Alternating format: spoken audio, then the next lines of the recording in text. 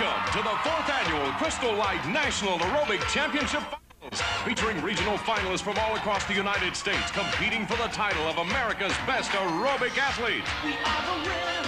Watch us glimmer. All right, project 2. So you guys have already seen the beginning of this project whenever you did Lab 9.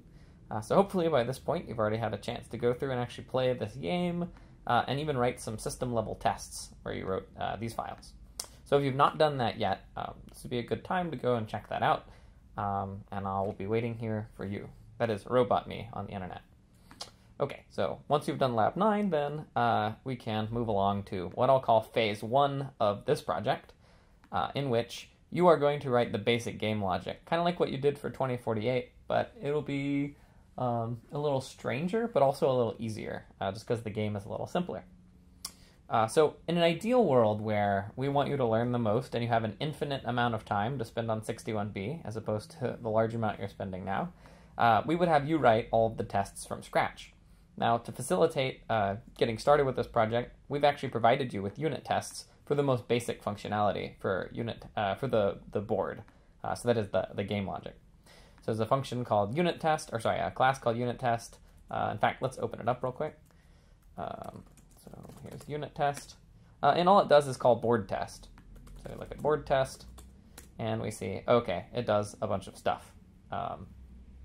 Your goal will be to go through and fill out a mutable board, which is going to contain most of the interesting game logic. Okay, so that's where you're going to get started. So looking at this picture here, board test, if you look at what it does, it tests the mutable board and constant board classes. We already did constant board, you do mutable board, and this is an abstract class board, which both of these extend. And I'll say a little bit more later about the need for the constant board. But for now, you should just think of mutable board as basically the rules of the game, and that's where you're going to get started. So you have a lot of decisions to make about how exactly that should be done. And I guess, yeah, let's talk about it a little bit. Most of the methods that you'll have to create for a mutable board are fairly straightforward. So we recommend, for example, a size method, a get method, and so forth. So what does size do? Well, if your board's in by in, it should return in. Get returns the square in position in, where we number the squares 0, 1, 2, 3, 4, 5, 6, 7, 8, 9, 10, 11, 12, 13, 14, and so forth.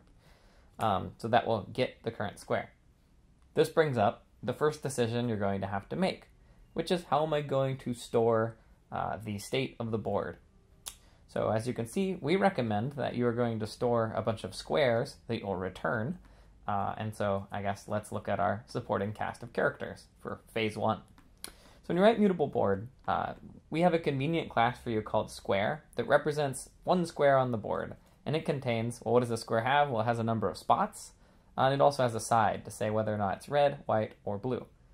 So if we look at it, we just see a square is spots and side, and then a number of helpful other things that you don't need to worry too much about because you're not editing this class. I mean, if you're curious about what this means, feel free to ask, but I'm not going to talk about it in this video. You just need to think about the API for spots. You can ask it for side, you can ask it for spots, and so forth. So you'll need to store in mutable board some kind of all the squares that represent a board. It could be a one-dimensional array, a two-dimensional array, an array list of some kind, your choice. And there's another supporting class known as side. So a square, you'll note that we store the spots as an integer, as you might imagine, but when it comes to storing the side, we store it in a side variable. Why that? We could imagine we could have had string, right? And it could have been all caps red, all caps white, or all caps blue, but it's a little less kludgy to use it as an enum, or to create an enum.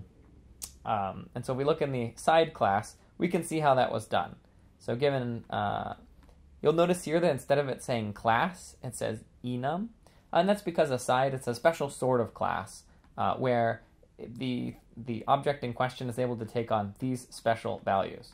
And I'm not going to explain enums in this video, but I have added a link here, and I think it's a pretty straightforward read about how enum types work. Okay, so basically you are going to decide how you're going to store your squares, and most of the methods should be relatively straightforward, though I'll touch on the ones that are maybe a little tricky. let's look briefly at some of the stranger features of the mutable board and board class to demystify certain oddities. So if we look at mutable board, we have a bunch of methods we're supposed to write, and we'll notice first that some of them don't seem to have any Java docs, right? So like add spot and so forth. So the reason for that is that, in fact, these methods are inherited from board, and so if we want to know what they're supposed to do, we just look in here. So that's fairly common practice, right? It's supposed to be doing the same thing, so I don't need to repeat the Java doc here. Just keep it in one place. Keeps everything simple. The next thing you might notice that's a little weird is this thing where we've put announce in various places. So what is announce? Well, in fact, it's a method that you can find if we control F enough, and we see, oh, okay, well, announce is just set change to notify observers, of course. So what's that all about? Well, mutable board extends board, and board, as it happens, is observable. And one of the properties, if we look it up, that if we look at observable, we can find that it has a method called setChanged and notify observers. And so if you want the real details, you can read here. But just to give you a vague picture, setChanged and notify observers do some kind of wizard magic that warns the outside world that the observed thing, that is, I'm observable, so presumably there's an observer watching me, it tells the observer that something has changed. Why would that be relevant in this project? Well, as it happens, if you were to write a GUI or use the GUI that we might provide after the project is over, it'll allow, what this does is it lets the GUI know it's time for me to pay attention. Because the GUI shouldn't just waste all of its time constantly looking at the board. We'd instead like the GUI to be set, the GUI has a chance to sit back in its hammock, and only at the time we say notify observers will it come and draw. So that's the big picture, and if you want the details, you can see them here. Okay, so the next thing that's a little funny is the set method. So you'll notice that some of the methods we've filled in here, so we have a set method that just calls internal set. So what is internal set versus set? Well, the basic idea is that the set method, if you look at the Java doc for it, it does what you'd expect. It sets a certain square to have some number of spots and some color, and it also clears the undo history, all right? And the idea being that if someone's calling this method, it's because the game is being tampered with by God, so it's not like people are playing at the moment. This is someone's using that special set command that we used in lab. Now, it may be that sometimes, so this set method's supposed to map to that idea, but you may find that sometimes you'd like to set squares without undoing or changing the undo history, all right? And we'll explain what the undo history is in a moment, but for now, just trust me, there's a thing called the undo history. You don't always want to change it. So you can think of internal set, you could also imagine it would be called set without changing the undo history, or really simple set, or just plain set, I don't know, whatever you wanted to call it. So that's the idea behind internal set. And the same similar thing goes with copy. So it may be that sometimes I want to make copies of the board without totally overwriting the undo history, all right? Why would I ever want to do those? Well, I'm sure you'll find a use. It might have to do with undoing. So if you ever, you may find yourself using one or the other method, internal set or internal copy. So that's the picture there. And I guess the one more thing I wanted to mention was you'll notice there are two copies of each method, often involving n, and others involving r and c, and that's just for convenience. And I guess a very important point is that the numbering of the board, if we look at the spec, it goes 1, 1 in the corner. Then we move along from 1 up to 6, whereas the in-based indexing is 0-based, okay? So whatever you use, if you happen to use a two-dimensional array or an array list or whatever to represent your squares, you just need to be consistent with those two different indexing strategies. Okay, so let's talk a little bit about what undo actually means. Because we're ultimately going to be making this game playable by an AI, it's going to want to take moves and then undo them. To support that, what we're going to do is we have an undo method in our board class that says undo the effects of the most recent add spot command, all right?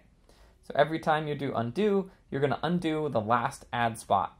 So a board needs to remember not just its own state, but every board before it until the point when the undo history was last cleared. Okay? So another data structure you're going to have to decide upon is, how am I going to store my previous moves so that I can undo them? So there are easy ways that are slow, there are fast ways that are a little harder, and we'll leave it as a bit of an open question for you. But I'll say that adding undo support can be done in maybe 6 or 7 lines if you're just willing to take a relatively slow runtime. By the way, mark undo is called everywhere that it needs to, I think. Let me check. Oh, no, it's not. Okay, so make sure you call mark undo every time you make a change that can be undone. Hint, that includes only adding spots.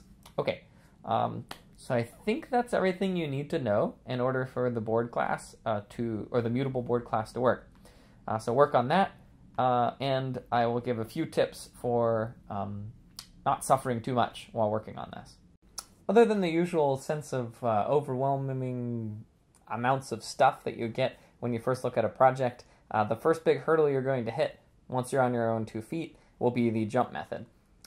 So jump, as we saw in the lab, whenever a square gets over full, that is, it has more dots than its neighbors, it pops and spreads to all of its neighbors, taking them over and adding your color and so forth, right? So there is no really, I guess I would say, simple, like, one-liner kind of way to do this. It is fairly involved. And so I'm going to recommend that whenever you do this, you should really ought to maybe use, let's say, a helper method, right? So as you write this, probably a really good idea to figure out, how can I break this into really nice little steps? I guess the main thing is, please don't put everything in add spot. It just won't be as nice, you know? There are various helper methods that seem fairly natural. And the order, as mentioned somewhere, doesn't matter. So it doesn't matter if you have multiple spots that are over full, do them in any order, and everything will end up in the same state as long as you do things right. One tricky little issue is getting stuck in an infinite loop of jumping. So if here, red, blue, move, we find that we have an overfull spot in the corner. This one, the spots in there jump, conquering this square and this square, and now these are both overfull. Maybe I jump this one next, and then maybe I jump this one next, and so forth. And here you can see that we're going to end up in an infinite loop. So I'll leave that as a little bit of an exercise because I don't want to give away the whole puzzle. But suffice it to say, there's a relatively easy check. Once you figure out the idea, it's pretty easy to code up how to ensure you don't get stuck in an infinite loop. Okay, last little bit for this phase 1 video, some debugging tips. So, if you are finding yourself needing to use print statements or the debugger and you want to know what the board looks like, I highly advise you to work out the toString method before you do that serious debugging. Don't find yourself trying to, suppose you're using, say, a 2-dimensional array. Don't try to look at it in the debugger and print out squares and so forth, because I think it'll waste a lot of time. So having a good toString method, I think, will pay a lot of dividends. And then lastly, just based on the few people I've helped so far, I want you to keep in mind the following 2 questions when something weird happens.